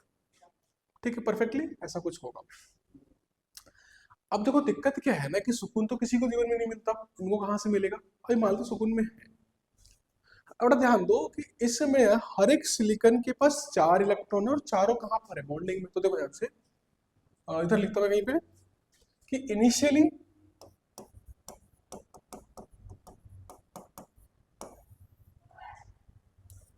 each silicon has 4 electron. ठीक है ना, सबके पास 4 इलेक्ट्रॉन्स है और चारों कहाँ है? बॉन्डिंग में है। तो लिख लेते हो अभी, each electron is busy in bonding। तो बेटा सारे इलेक्ट्रॉन बेटा कहाँ पे? बॉन्डिंग में बिजी है। सिलिकॉन खुश है, सारे के सारे जो चारों बच्चे खुश हो रहे हैं, अपने जीवन में बॉन्डिंग करके बैठे हुए, सारे के सारे ठीक ठाक है। ठीक है यहाँ तक। अब क्यों बेटा सारे इलेक्ट्रॉन बॉन्डिंग के अंदर है, तो बेटा यहाँ पे क्या होगा? Zero free electrons. Zero free electrons, एक भी इलेक्ट्रॉन ऐसा नहीं मिलेगा जो खाली नल्ला बैठा हुआ है, जिसका कोई काम नहीं है। सारे के सारे मेहनती लोग हैं, सब के सब बॉन्डिंग करके बैठे हुए हैं। ठीक है, परफेक्ट, गुड। तो बेटा अगर मैं इसमें बैटरी लगा दूं, उठा के क्या लगा दूं? बैटरी लगा दूं, यहाँ लगा दूं, क्या एमीटर लगा देते हैं, ये लगा दी बैटरी हमने। ठीक है, तो क्या मुझे करंट फ्लो करेगा? नहीं करेगा, क्योंकि देखो यहां तक तो करंट फ्लो कर रहा होगा गलती से, बट इसके अंदर करंट कैसे फ्लो करेगा? वहां तो चार्जेस ही नहीं है, क्योंकि इलेक्ट्रॉन एक भी खाली नहीं है। तो अगर मैं इस प्योर सेमी कंडक्टर में इनिशियली अगर बैटरी लगाऊंगा तो मुझे कोई करंट नहीं मिलेगा। तो बेटा क्या होगा? Zero current, no conductivity. तो बेटा आइडियली इसमें कोई कंडक्टिविटी होती नहीं है, लेकिन हमने तो पढ़ा था कंडक्टिविटी होती है। वो बताते कैसे होती है, पहले समझ में आ गया। इनिशियली कुछ भी नहीं हो रहा है इसके अंदर। अब बेटा होता है क्या है कि बेसिकली बोला था ना कि ये जो मटेरियल्स है आपके पास वो कहाँ रखे होते हैं? अर्थ के ऊपर। अर्थ पे टेम्परेचर अच्छा बोला ना 300 केल्विन के आसपास होता है। तो इस केल्विन पे क्या मिल रहा है इनको? टेम्परेचर मिलता है। और टेम्परेचर क्या लेके आता है? एनर्जी लेके आता है। क्या आएगा? एनर्जी लेकर आएगा। तो बेटा यहां से क्या आएगा आपके पास? यहां से बेटा आपका आ रहा है टेम्परेचर। क्या आ रहा है बेटा आपके पास? टेम्परेचर आ रहा है। क्या आ रहा है? टेम्परेचर आ रहा है। ये बेटा लेके क्या आ रहा होगा? एनर्जी लेकर आएगा। क्या लेके आएगा? एनर्जी लेकर आएगा। ठीक है, जब इस पे टेम्परेचर आया तो बेसिकली क्या आई? एनर्जी आई। तो इस एनर्जी से बेटा कुछ इलेक्ट्रॉन लालच में आ जाते हैं। क्या होते हैं? कुछ इलेक्ट्रॉन्स को लालच आएगा कि मैं एनर्जी ले लेता हूं। ठीक, और ये एनर्जी बेटा इतनी होती है कि ये बॉन्ड्स को तोड़ सकती है। पढ़ा था ना हमने, बॉन्ड डिसोसिएशन एनर्जी। तो बेटा हुआ क्या कि कुछ इलेक्ट्रॉन्स लालच में आएंगे और बॉन्ड को तोड़ देंगे। तो लेट अज्यूम बेटा कि हमारे पास कुछ लालची इलेक्ट्रॉन्स हमारे टूट गए। तो मान लो ये वाला लालची आदमी ये यहां से टूट गया। क्या हो गया? टूट गया। उसने एनर्जी ली और बोला मैं निकला अब यहां से। ठीक, अब देखो हाँ बेटा निकल तो गया, यहां से दूर चला गया, बट रहेगा तो इसी कंडक्टर के अंदर ना। मतलब कहाँ रहेगा? रहेगा तो इसी मटेरियल के अंदर, और कहीं जगह तो है ही नहीं। बेसिकली जो मटेरियल मान लो आपके पास कुछ है, जैसे मान लो बड़ा ये मटेरियल है, इसमें से अगर इलेक्ट्रॉन टूटा भी तो जाएगा कहाँ पे? रहना इसको इसके अंदर ही पड़ेगा, क्योंकि बाहर तो एयर है, और एयर बहुत ही ज्यादा बुरी कंडक्टर किसकी होती है? इलेक्ट्रिसिटी की। तो वो रहता कहाँ पर? इसी के अंदर, बट अपनी जगह छोड़ के चला गया। ठीक है, जैसे मान लो घर में कोई है नहीं, तो आप घर से बाहर निकल गए तो रहोगे तो अर्थ पे ही ना, बाहर तो भाग नहीं जाओगे। तो वही लॉजिक बेटा यहाँ पे होता है। ये बेटा यहाँ से इलेक्ट्रॉन निकला, मान लो बेटा यहाँ जाके बैठ गया, पर मैं इसको ई से लिख देता हूँ स्पेसिफाई करने के लिए कि इलेक्ट्रॉन यहाँ आके बैठ गया। ठीक है, तो एक इलेक्ट्रॉन को लालच आया और वो ऊपर चला गया। सिमिलरली और भी इलेक्ट्रॉन्स को जिनको लालच आ रहा होगा, एक और को तोड़ देते हैं बेटा हम। बेटा मान लो ये वाला, ये लालची इंसान भी टूटा, बेटा कहाँ पहुंच गया? यहाँ पहुंच गया। ठीक है, तो हमारे दो ऐसे इलेक्ट्रॉन्स तो जो लालच में आए और टूट के चले गए। इस तरह से बहुत सारे इलेक्ट्रॉन्स एक्चुअली में टूटते हैं, एक दो नहीं टूटते, बहुत सारे टूट जाते हैं। ठीक है, तो ध्यान देखो और चीज, तो ये जो दो इलेक्ट्रॉन्स है आपके पास, अब देखो ये किसी बॉन्डिंग में पार्टिसिपेट कर रहे हैं, नहीं कर रहे, ये किसी भी बॉन्ड का पार्ट नहीं है। जब ये किसी बॉन्ड का पार्ट नहीं तो खाली हो गए, ये नल्ले हो गए एक तरह से। जो भी इलेक्ट्रॉन बॉन्डिंग में नहीं होगा वो किसी काम का नहीं है, तो वो खाली बैठा हुआ है। तो बेटा बेसिकली इसको क्या बोलेंगे, ये बेटा कहलाएंगे हमारे फ्री इलेक्ट्रॉन्स के लिए। क्या कहलाएंगे? Free electrons. तो क्या कहलाएंगे? ये फ्री इलेक्ट्रॉन्स के नाम से जाने जाएंगे बेटा। ये भी बेटा क्या हो गया आपका? फ्री इलेक्ट्रॉन्स होगा। तो जो भी बॉन्ड तोड़ के निकल रहे हैं वो क्या कहलाएंगे? फ्री इलेक्ट्रॉन्स कहलाएंगे। ठीक है, करफा। बेटा एक और चीज ध्यान दो, अब यहां ध्यान दीजिए बेटा, यहां पर क्या था? यहाँ पे इलेक्ट्रॉन को होना चाहिए था बेटा। यहाँ पे क्या था? इलेक्ट्रॉन को होना चाहिए था। क्या होना चाहिए था बेटा? जहां से आपका इलेक्ट्रॉन निकला, बेसिकली सिलिकॉन से टूट के निकल गया, तो सिलिकॉन ने एक इलेक्ट्रॉन लूज किया ना बेसिकली। एक सेकेंड गिर जाएगा ये। देखो, सिलिकॉन ने एक इलेक्ट्रॉन को लूज कर दिया, भले ही यहाँ पे क्रिस्टल के अंदर ही है, मतलब है तो सॉलिड के अंदर, बट सिलिकॉन से दूर चला गया, है ना। तो बेटा यहाँ बेसिकली क्या होता है? एक पॉजिटिव चार्ज क्रिएट हो जाएगा। कैसा? एक पॉजिटिव चार्ज।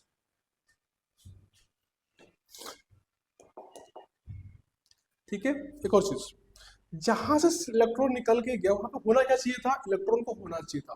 जैसे मान लो आपके पास, आप स्कूल में बैठे हो, आपके डेस्क होते हैं और सारे बच्चे भरे हुए हैं, एग्जाम लिख रहे हो, एक बच्चा उठ के चला गया वहां से।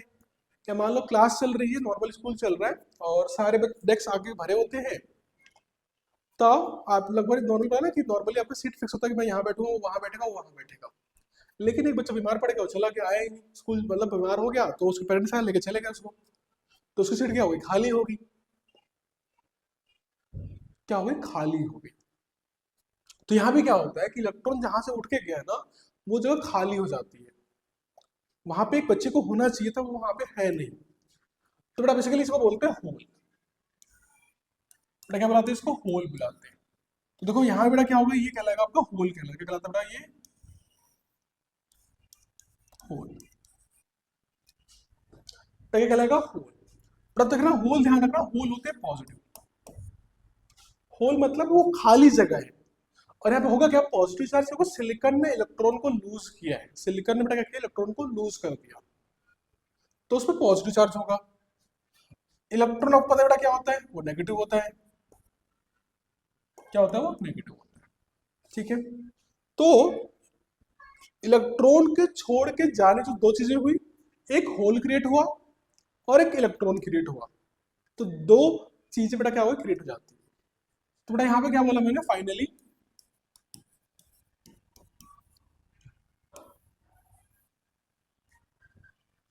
कि टेम्परेचर के आने से, ड्यू टू टेम्परेचर,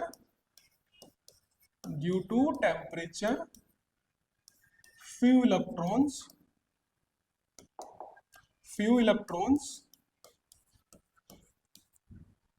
ठीक है, due to temperature few electron क्या करेंगे? Leave bonding. ठीक है, बॉन्डिंग छोड़ के चले जाते हैं। तो बड़ा क्या क्रिएट होगा? दो चीज बड़ा क्रिएट होंगी। पहली चीज, एक सेकंड रुक जाओ,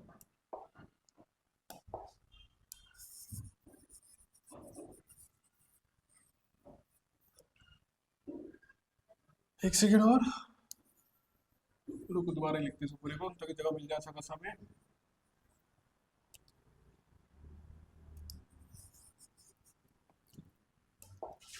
देखो,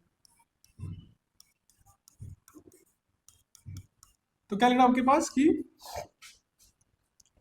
जो फाइनल कंडक्टर निकल के आ रहा है कि जब हमारा टेम्परेचर आया, टेम्परेचर के ऊपर ड्यू टू टेम्परेचर, ठीक है ना, क्या टेम्परेचर की वजह से फ्यू इलेक्ट्रॉन्स लीव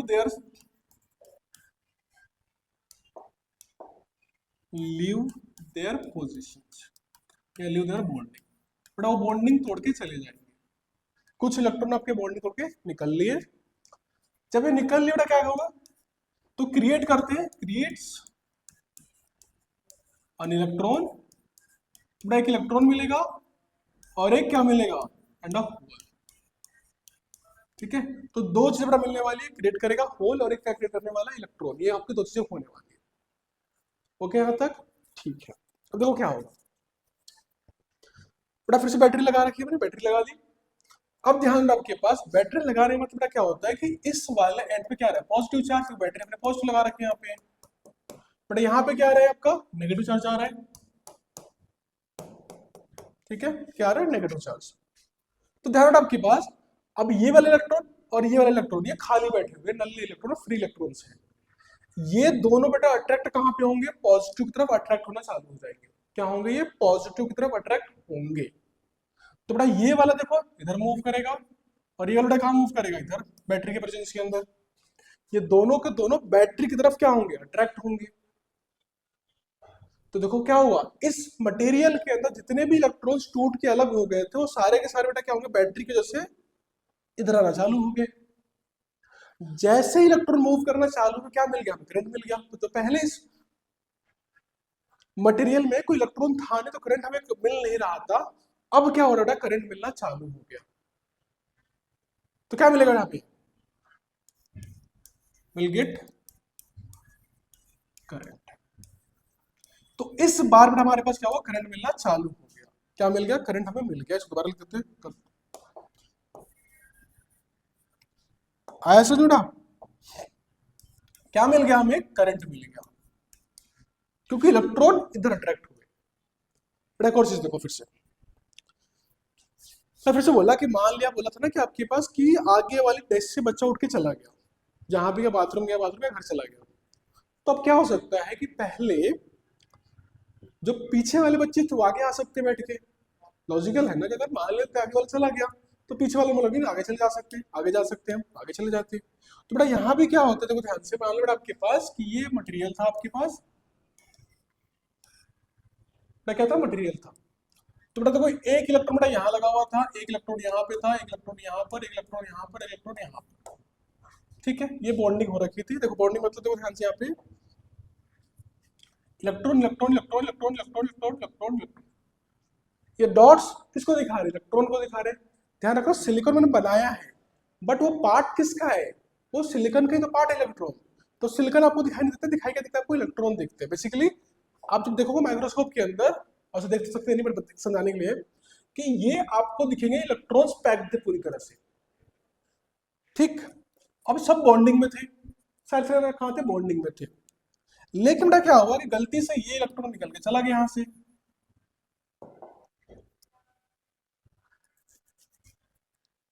यहाँ पे क्या क्रिएट हो गया बेटा, होल क्रिएट हो गया।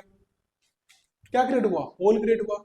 जहां पे इलेक्ट्रॉन को होना चाहिए क्या क्रिएट होगा, होल। बेटा बोला क्या, बैटरी लगा रखी है हमने यहाँ पे। अब तो जो इलेक्ट्रॉन बॉन्डिंग में थे पहले वो कहीं नहीं जा रहे थे, बट क्योंकि इसको दिख रहा है कि मैं यहां चले जाता हूं। अभी भी देखो ये इसने अपना रूल नहीं तोड़ा, बॉन्डिंग में है, बट बॉन्डिंग आगे जाके कर रहा है।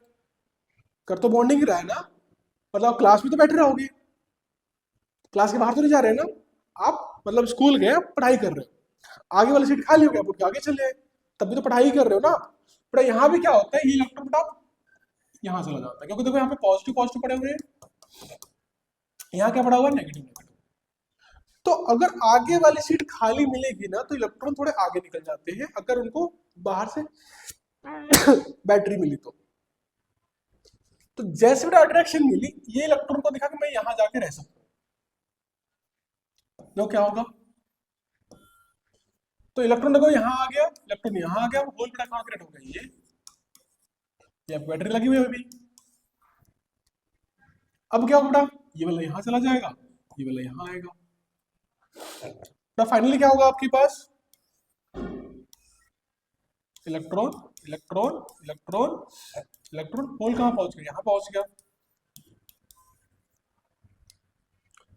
दिख रहे हैं। तो बेटा होल की वजह से क्या होता है ना, होल की वजह से उसके बगल वाले जो इलेक्ट्रॉन्स थे वो आगे आने लगते हैं। कहाँ लगेंगे, आगे। तो बेटा बेसिकली देखो आगे तो इलेक्ट्रॉन गया, बट मुझे क्या दिख रहा है कि जो सीट आगे खाली थी वो कहाँ चली गई, अब पीछे वाली खाली है। अगर कोई नया टीचर आके देखेगा तो उसको क्या लगेगा कि पहले तो आगे वाली खाली थी, अब पीछे वाली खाली है, वो पहचान तो नहीं था आपको। तो यहाँ भी क्या हो रहा है, एक्चुअली में क्या होता है, होल के खाली होने की वजह से इलेक्ट्रॉन थोड़े आगे शिफ्ट हो जाते हैं। उस वक्त आप दिखता क्या है कि एक्चुअली में होल कहाँ जा रहा है, होल जा रहा है पीछे की साइड, होल कहाँ जा रहा है, पीछे जा रहा है। तो एक्चुअली में इस सेमी कंडक्टर के अंदर जब इलेक्ट्रॉन टूट के चले गए ना आगे, तो जब बैटरी लगाओगे तो देखो इलेक्ट्रॉन कहाँ मूव करेंगे, आगे। आपका होल कहाँ मूव करेगा, पीछे मूव करता है। तो दो मोशन होते हैं आपके पास, एक इलेक्ट्रॉन का बड़ा, एक किसका, होल का। ठीक है, तो देखिए आगे। तो बेसिकली दो आपके चार्ज कैरियर हो जाते हैं इसके अंदर। ठीक है ना, जो चार्ज को कैरी करेंगे। बेसिकली होल क्या है, पॉजिटिव है, तो भी तो मूव कर रहा है। इलेक्ट्रॉन इधर मूव कर रहा है, होल इधर मूव कर रहा है, तो एक्चुअली में दो चार्जेस आपके मूव कर रहे हैं। बेटा एक कौन हो गए, होल्स, एक कौन है, इलेक्ट्रॉन्स। बेटा दिख रहा है आपको पीछे की साइड, इलेक्ट्रॉन कहां मूव कर रहा था, बेटा ये मूव कर रहा है इधर से इधर की साइड, राइट से लेफ्ट की तरफ, राइट टू लेफ्ट मूव कर रहा है। जबकि बेटा होल्स का मूव कर रहा है left to right, left to right. ठीक है, जो होल्स मूव कर रहे हैं बेटा कहां मूव कर रहे हैं, देखो वो इधर मूव कर रहे हैं। बेटा इलेक्ट्रॉन कहां मूव कर रहे हैं, वो लॉजिकली इधर मूव करेंगे। ठीक है, सिंपल लॉजिक। अब ध्यान रखो आपके पास, इनके मूव कर रहे बेटा करंट मिलता है, क्या मिलेगा हमें, करंट। तो बेसिकली आपको दो चार्जेस मूव करेंगे, एक इलेक्ट्रॉन का टूटने से दो चीजें प्रोड्यूस होती है, एक होल और एक इलेक्ट्रॉन, और दोनों की वजह से हमें क्या मिलने वाला, करंट मिलने वाला है। अब ध्यान रखो, इलेक्ट्रॉन्स कैसे होते हैं, नेगेटिव मूव, होल्स कैसे होते हैं, पॉजिटिव। आपने बचपन से पढ़ा होगा कि जहां भी, जिधर आपका पॉजिटिव चार्ज जा रहा है, करंट उधर ही जाता है। मतलब बेटा यहाँ करंट कहाँ जाएगा, लेफ्ट टू राइट जा रहा होगा, लेफ्ट टू राइट। बट ये इलेक्ट्रॉन है, आपने भी पढ़ा होगा कि जहां भी इलेक्ट्रॉन जाता है ना, करंट उसका उल्टा चलता है। अगर इलेक्ट्रॉन इधर जा रहा है, करंट कहाँ जाएगा, इधर। क्योंकि इलेक्ट्रॉन हमारा राइट टू लेफ्ट जा रहा था, तो करंट कहाँ जाएगा, वो लेफ्ट टू राइट जाएगा। बड़ा फिर से देखो ध्यान से, जहां भी इलेक्ट्रॉन जाता है ना, अगर मान लो इलेक्ट्रॉन इधर जा रहा है, तो करंट कहाँ जाएगा, बिल्कुल उल्टा जाएगा। जिधर भी आपका नेगेटिव चार्ज मूव करता है, करंट हमेशा उसका उल्टा चलता है। और पॉजिटिव के लिए जहां पॉजिटिव, वहीं पे क्या होगा, आपका करंट मूव करेगा। तो बेटा बेसिकली क्या हुआ, दोनों की वजह से करंट कहां मूव कर रहा है, लेफ्ट टू राइट मूव कर रहा है। इसलिए बेटा क्या होगा, टोटल करंट जो होगा ना आपके पास, टोटल करंट किसमें, मटेरियल के अंदर, बेटा वो किसके बराबर होगा, आई प्लस आई एच। वो होगा आपके पास I equals to I E plus I H. यहाँ पे बेटा आई क्या है, current due to electron, current due to electrons. बेटा क्या कहलाएगा आपके पास, करंट ड्यू टू होल्स।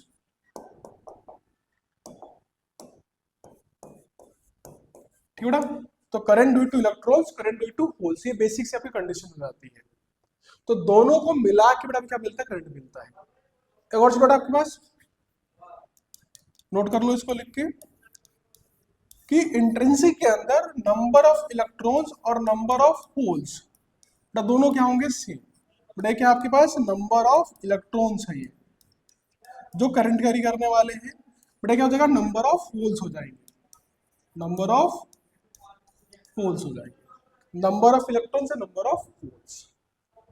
ठीक है ना, तो ये आपका था इंट्रिंसिक सेमीकंडक्टर। समझ में आया कि किस तरीके से आपके पास, पीछे से स्टार्ट करते हैं यहाँ पे,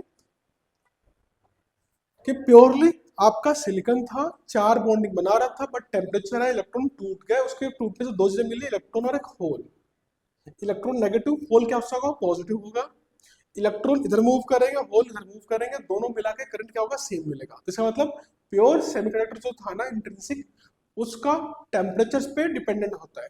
पर इसलिए एक और लिख लो, पॉइंट लिखना भूल गया मैं, क्योंकि ये पूरी प्रोसेस कहां पे हो रही है, टेम्परेचर के ऊपर। इसीलिए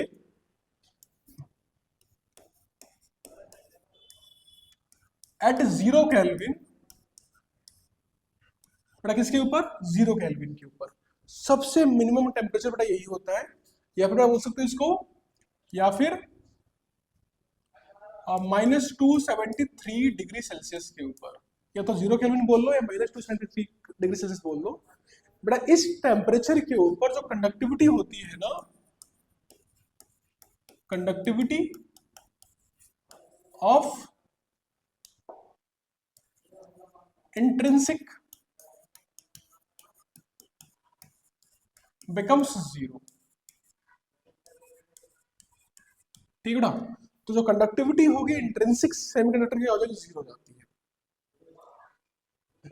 इसलिए आपके पास क्या होता है, इंट्रिंसिक टेम्परेचर डिपेंडेंट कंडक्टिविटी है, मतलब अगर टेम्परेचर ज्यादा होगा कंडक्टिविटी ज्यादा होगी, टेम्परेचर कम होगा कंडक्टिविटी क्या होगी, कम होगी, ठीक है ना। दूसरा पॉइंट लिख लो, इट्स हाईली डिपेंडेंट ऑन